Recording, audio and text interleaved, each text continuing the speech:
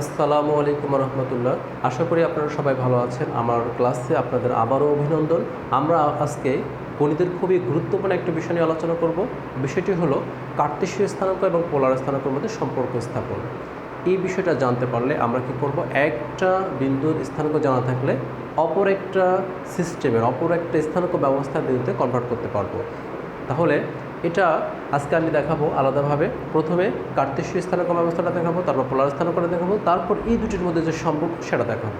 তো কার্তেশীয় স্থানাঙ্ক ব্যবস্থার সাথে আমরা নিচের ক্লাস থেকেই সম্পর্কিত, কিন্তু পোলার স্থানাঙ্কটা একটু উপর ক্লাসে উঠলে শুরু হয়। যেমন এখানে আমি দেখাতে পারি, প্রথমে কার্টেশিয়ান কোঅর্ডিনেটটা দেখাই। কার্টেশিয়ান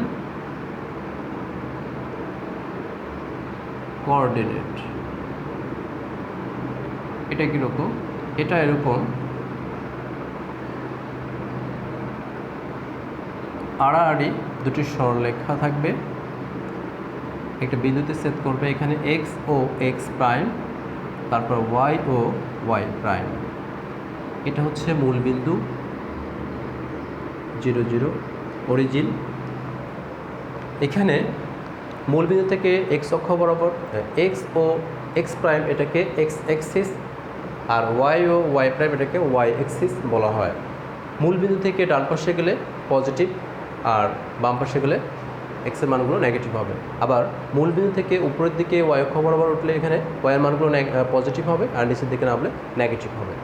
আচ্ছা, এখানে দুটি বিষয় থাকে, একটা হলো এক্স আর একটা হলো ওয়াই, এক্স স্থানাঙ্ক আর ওয়াই স্থানাঙ্ক। যদি আমরা ধরি এখানে একটা বিন্দু পি, সেটার স্থানাঙ্ক আমরা কি বলতে পারি, এক্স কমা ওয়াই। তার মানে এই বিন্দুটা এক্স অক্ষ বরাবর এক্স পরিমাণ একক গেছে, আর ওয়াই অক্ষ বরাবর ওয়াই পরিমাণ একক দ্রুত অতিক্রম করেছে। যেমন এই পরিমাণ আর এই পরিমাণ দূরত্ব, এখানে এক্স, এটা হলো ওয়াই। আচ্ছা, এখন এখানে দুটি বিষয় থাকে, একটা হলো এক্সের মান আর একটা ওয়াইয়ের মান। এটাকে আমরা বলবো ভুজ বা অ্যাবসিসা, আর এটাকে আমরা বলবো কোটি বা অর্ডিনেট।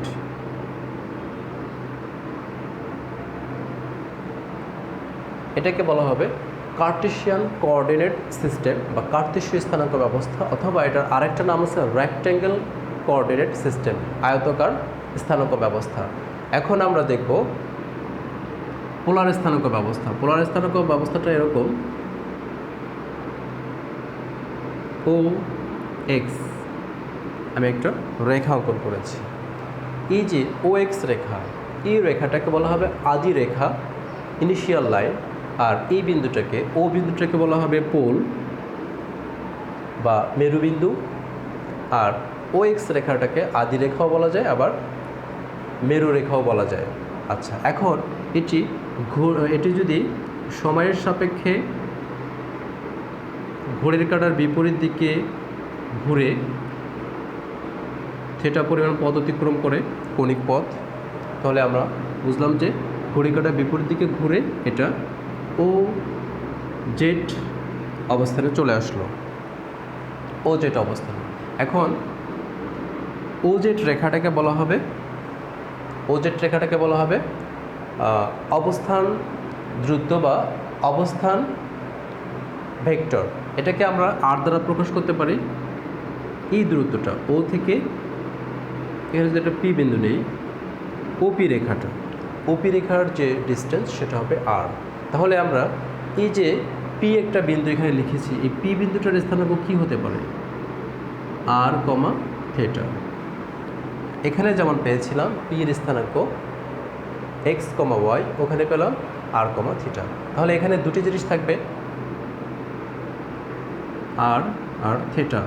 আরটাকে বলা হবে রেডিয়াস ভেক্টর, ব্যাসার্ধ ভেক্টর, আর এটাকে বলা হবে কোণের পরিমাপ, কি পরিমাণ সে কৌণিক বরাবর দ্রুত অতিক্রম করেছে। এখানে হচ্ছে থিটা, এটা হলো কোণের পরিমাপ। তাহলে এখানে আমাদের দুইটা জিনিস জানতে হবে, আর আর থিটা, আর এখানে এক্স আর ওয়াই। এখানে একটা দূরত্ব আর একটা হলো কোণের পরিমাপ, এখানে দুটি দূরত্ব। এখন যে আমরা জানতে পারলাম যে দুটি স্থানাঙ্ক ব্যবস্থা, একটা হচ্ছে কার্টেশিয়ান কোঅর্ডিনেট সিস্টেম আর একটা হলো পোলার কোঅর্ডিনেট সিস্টেম। এখন এই দুটো সিস্টেমকে আমরা একসাথে উপস্থাপন করব। এই দুটোর মধ্যে একটা সম্পর্ক দেখানোর চেষ্টা করব। এই সম্পর্কটা কি? এই সম্পর্কটা আমাদের খুবই গুরুত্বপূর্ণ, কারণ এটার মাধ্যমে আমাদের অনেকগুলো ম্যাথ করতে হবে।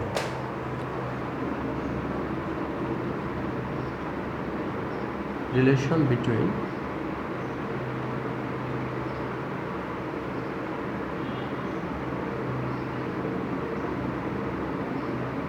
Cartesian and polar coordinate.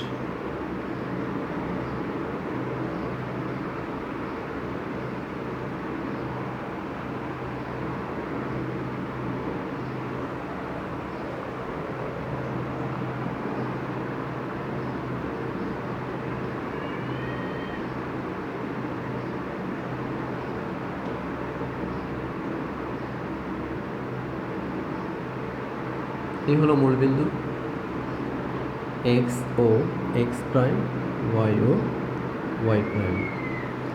এখন এখানে একটা আমরা বিন্দু ধরব পি। এটার কার্টেশিয়ান কোঅর্ডিনেট হলো এক্স কমা ওয়াই, আর এটার পোলার কোঅর্ডিনেট হলো আর থিটা। তাহলে এখন আমরা ও কমা পি যোগ করে দিলাম, তারপর পি বিন্দু থেকে ও এক্সের উপর একটা লম্ব অঙ্কন করলাম, এটা হচ্ছে পি এম। তাহলে এখানে একটা কোণ উৎপন্ন হলো থিটা, আর তাহলে এখানে একটা আমরা সমকোণী ত্রিভুজ পেয়ে গেলাম। আমরা তাহলে সমকোণী ত্রিভুজ ও এম পি থেকে পাই ত্রিভুজ ও এম পি হতে পাই। আচ্ছা, আমরা যদি এখানে কস থিটা দেখি, কস থিটা মানে কি? আমি এখানে যে আলোচনাটা করতেছি, এখানে ত্রিকোণমিতির একটা বিষয় রয়েছে। আমি এটা একটা ভিডিও তৈরি করেছিলাম, সেখানে দেখিয়েছিলাম সাইন কস ট্যান কীভাবে আসে, সাইন কস ট্যান কট কস সেক সেক কীভাবে আসে, সেগুলো দেখিয়েছিলাম। তো কস থিটা আমি ওখানে একটু শর্টকাট টেকনিক শিখে দিয়েছিলাম যে কস থিটা কী হবে, সেই মানটা আমরা কবরে ভয় আছে, ভূমি বাই অতিভুজ এভাবে মনে রেখেছিলাম। আর সাইন থিটা সাগরে লবণ আছে, লম্বা বাই অতিভুজ, ট্যান থিটা টেরালম্বা ভূ এভাবে মনে রেখেছিলাম, লম্বা বাই ভূমি।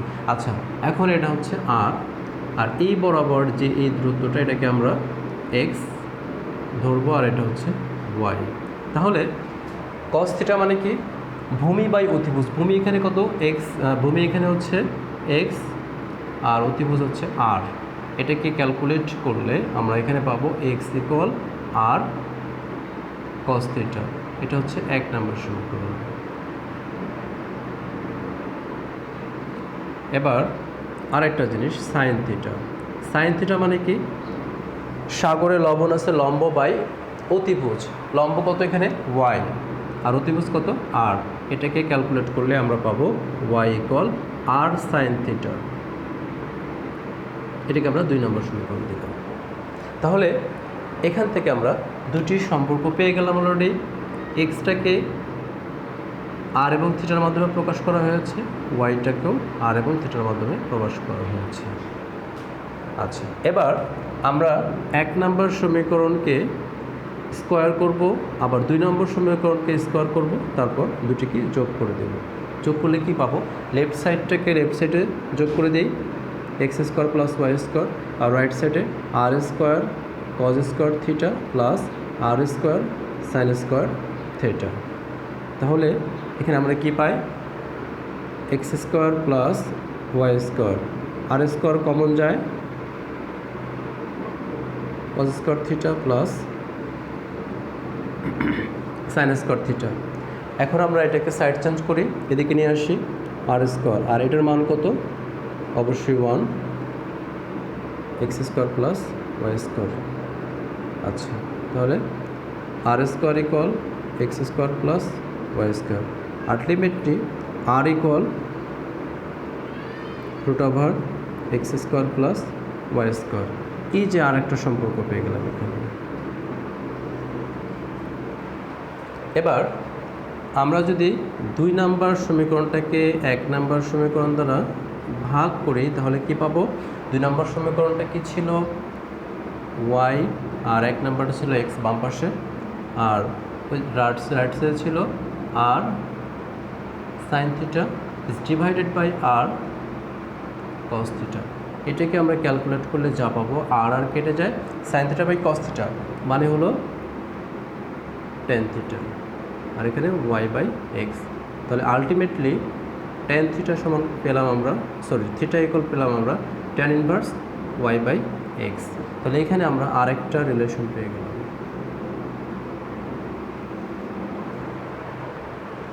তাহলে এখানে আমরা অলরেডি 4টা বক্স আকারে 4টা সূত্র বা 4টা সম্পর্ক পেয়ে গেছি। X equal r cos theta, y equal r sine theta, r equal root over x square plus y square, theta equal tan inverse y by x. এখানে যদি আমরা আর থিটার মান জানতে পারি তাহলে এক্সের মান পাবো, ওয়াইয়ের মান পাবো। আবার উল্টোভাবে যদি এক্স আর ওয়াইয়ের মান জানা থাকে তাহলে আর এর মান পাবো, ওয়াই আর এক্সের মান জানা থাকলে থিটার মান পাবো। আচ্ছা, এখন আমি এখানে আরেকটু নিয়ম দেখাবো।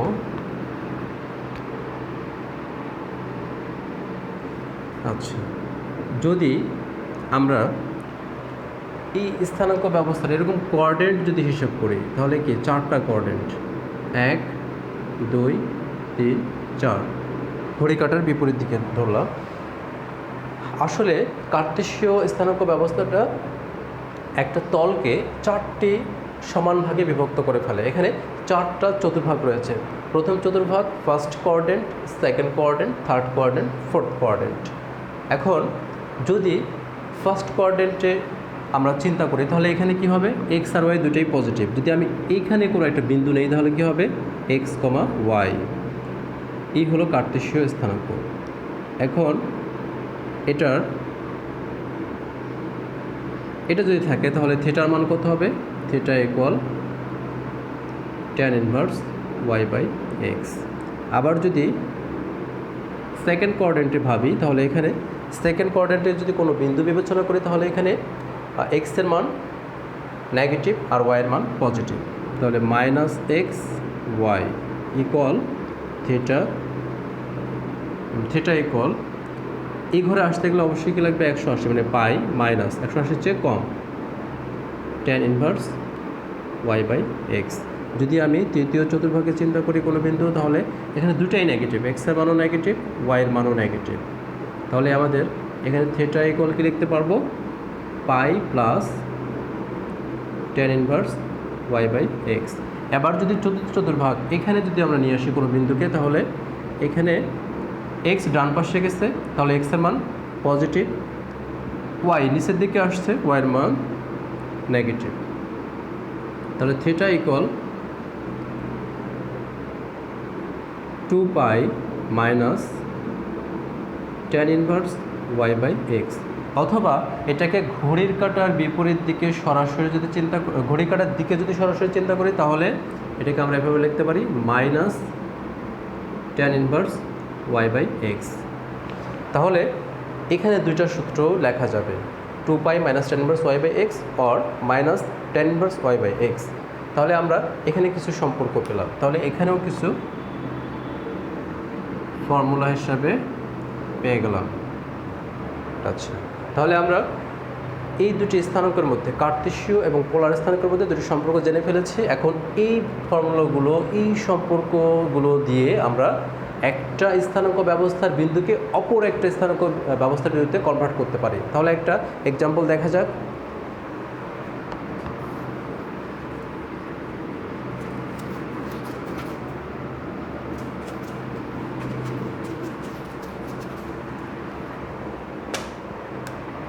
একটা প্রশ্ন লিখি, প্রশ্নটা এরকম, অন √3, এটা কি কার্টেসীয়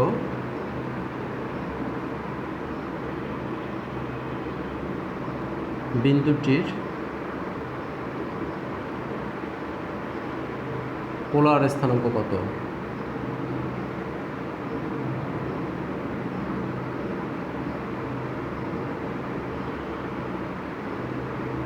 কত হবে? তাহলে এটাকে যদি আমরা সলভ করি, ধরি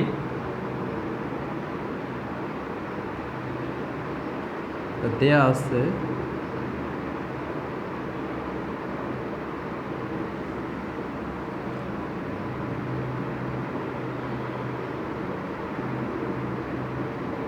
কার্তেশীয়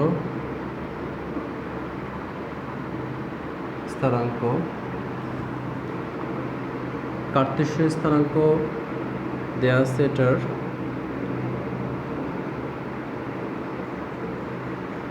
1, √3। অতএব পোলার স্থানাঙ্ক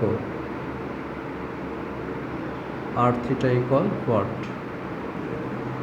তাহলে আমরা জানি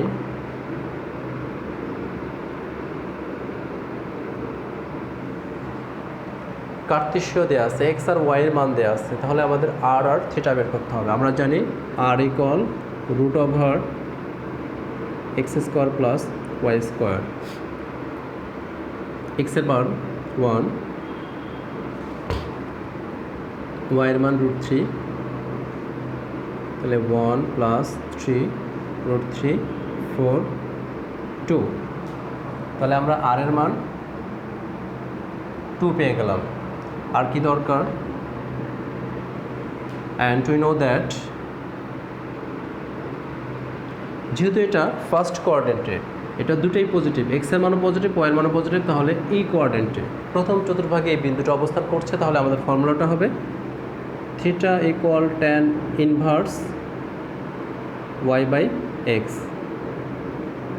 tan ইনভার্স ওয়াই এর মান কত? √3 আর এক্স এর মান হচ্ছে 1। tan ইনভার্স, আচ্ছা এটাকে লেখা যায় √3, তারপর tan ইনভার্স, tan কত ডিগ্রিতে √3? tan 60 ডিগ্রিতে √3, 60 হচ্ছে π/3। তাহলে tan ইনভার্স tan ক্যান্সেল হয়ে গেলে π/√3 হয়, π/3 হয়। অতএব নির্ণয় পোলার স্থানাঙ্ক।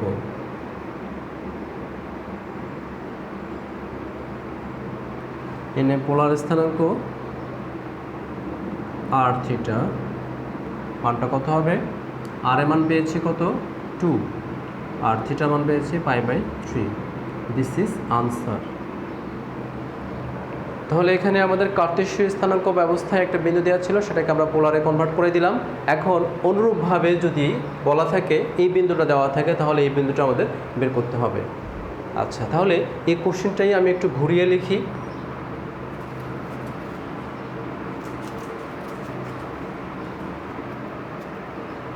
ধরলাম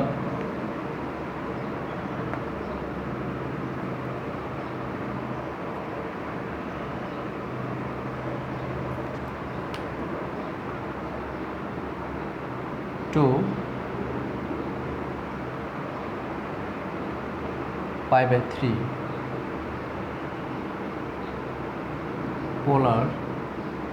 পোলার বিন্দুটির কার্তেশীয় স্থানাঙ্ক কত?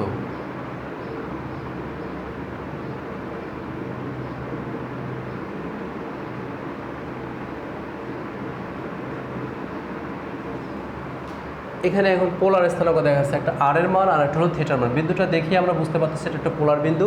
এই পোলার বিন্দুটির কার্তেশীয় স্থানাঙ্ক কত হবে? তাহলে আমরা এটা কিভাবে সলভ করতে পারি? দেয়া আছে পোলার স্থানাঙ্ক,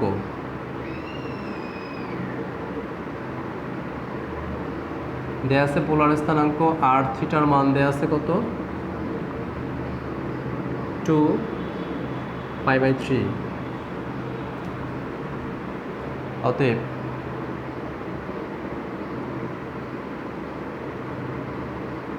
কার্তেশীয় স্থানাঙ্ক x, y ইকুয়াল হোয়াট? আচ্ছা, তাহলে আমরা জানি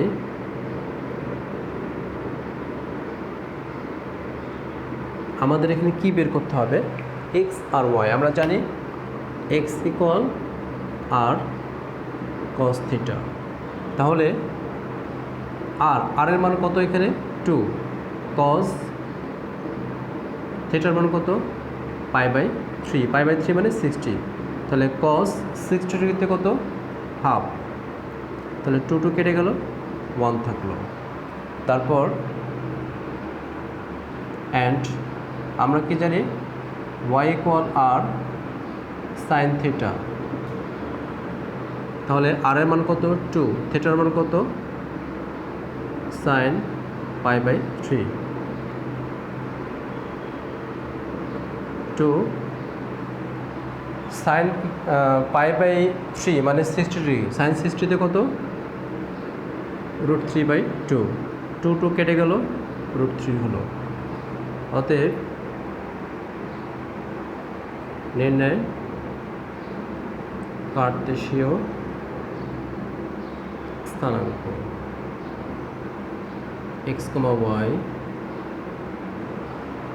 x এর মান কত পেয়েছি 1 আর y এর মান কত পেয়েছি √3, তাহলে এটাই হবে এটার আনসার। তাহলে এখান থেকে আমরা বুঝতে পারলাম যে পোলার স্থানাঙ্ক দেওয়া থাকলে কার্তেশীয় স্থানাঙ্কটা এভাবে বের করতে পারবো, অথবা কার্তেশীয় স্থানাঙ্ক দেওয়া থাকলে পোলার স্থানাঙ্কটাও বের করতে পারবো। তাহলে আজকে এই পর্যন্ত। আর একটা কথা বলি, আপনারা যদি কেউ আমাদের চ্যানেলে নতুন হয়ে থাকেন দয়া করে সাবস্ক্রাইব করবেন এবং পাশে থাকা বেল আইকনটি ওপেন করে দেবেন যাতে পরবর্তী ভিডিওগুলো ভালোভাবে দেখতে পারেন। আর ভিডিওটি যদি আপনাদের ভালো লেগে থাকে তাহলে অবশ্যই লাইক, কমেন্ট, শেয়ার দেবেন যাতে আপনাদের বন্ধুরাও দেখতে পারে। আর সেই সাথে যারা আপনারা অলরেডি আমাদের চ্যানেলটা সাবস্ক্রাইব করেছেন তাদেরকে অসংখ্য ধন্যবাদ। সেই সাথে পরবর্তী ভিডিও দেখার আমন্ত্রণ জানিয়ে আপনাদের সুস্বাস্থ্য কামনা করে আজকে এখানেই শেষ করলাম। আসসালামু আলাইকুম রহমতুল্লাহ।